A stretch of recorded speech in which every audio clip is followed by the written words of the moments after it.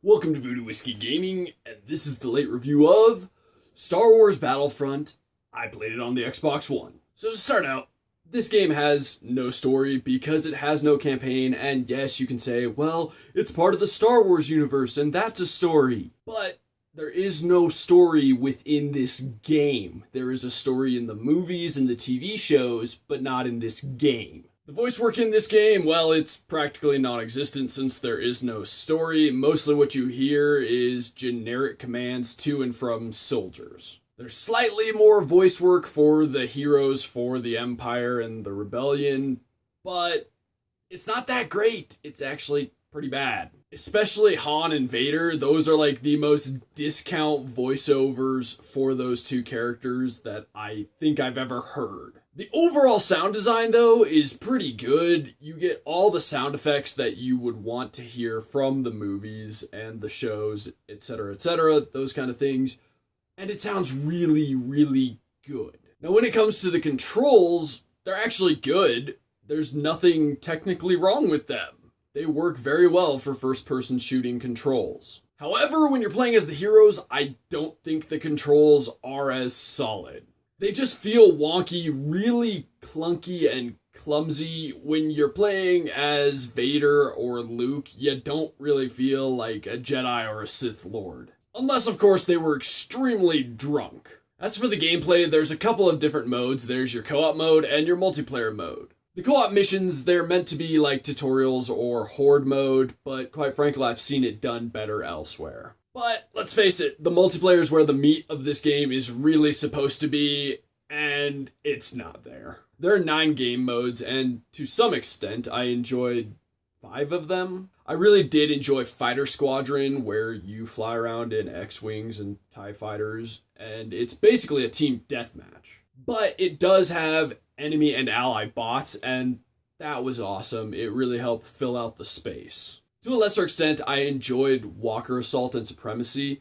They're objective-based game modes, and they have the most players in any of the game modes in this game. Then on the lowest end of my enjoyment, to the point where I maybe really didn't quite enjoy them, was Blast and Heroes vs. Villains. Blast is team deathmatch, and Heroes vs. Villains is kind of a round-based team deathmatch. The cool part about Heroes vs. Villains is you get to experience playing as the heroes of the Empire or the Rebellion, and you don't have to find the power-ups on the field, which I never managed to find, so I got to experience the heroes and learned that I really, really sucked with them. But hey, it's hard steering drunk people. The other 4 game modes, well, to put it simply, I could have cared less. They bored the living hell out of me to the point where I did not enjoy in the least playing them. If this game didn't have them, it wouldn't have hurt it. Now, when it comes to character customization and loadout customization, well, character customization, there's quite a bit of things to do in this game.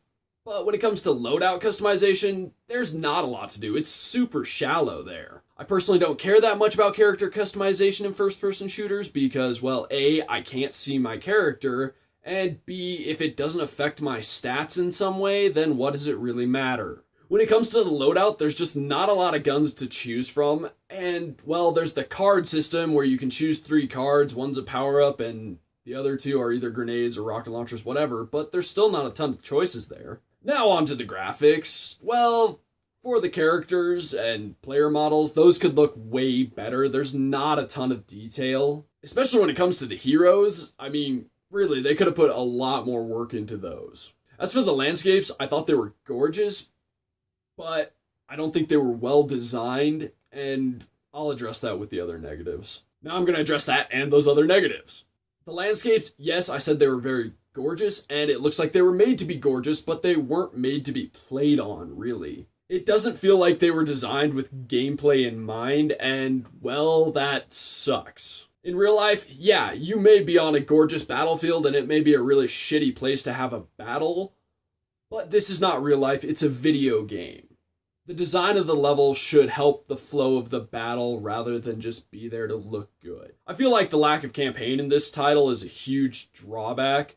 It feels like there's about 1/3 of the content missing. I mean, even if they had done a kind of crappy version of what Titanfall did with that bits of narrative in between multiplayer matches, I think that would have helped this game a lot. I'm not saying that would have fixed all the problems, but I think it would have helped. Also, something else that Titanfall did, and previous Battlefronts have had, is enemy and ally bots running around. And by that I mean, like, when you are running around as a soldier, you had enemy and ally bots running around trying to kill you, trying to kill the enemies, etc., and it just helped fill out the battlefield. Even in the matches when there's a total of 40 players, it doesn't feel that full. You've got an AT-AT walker, and the rest of the battlefield feels empty. Which, when you think about the fact that Fighter Squadron mode has enemy bots and ally bots, why couldn't the other modes? I briefly mentioned it earlier, and anyone who's seen any of my videos about first-person shooters knows, small amount of weapons is a huge drawback in my mind. I like to have a lot of options. I think it adds depth. It alters your gameplay style, and this game didn't give me that. Going along with other things missing in this game, maps. Yeah, the ones they had were pretty, but there's not a lot of battlefields. And this one's more personal, but I think it's very important. I didn't have fun playing this game.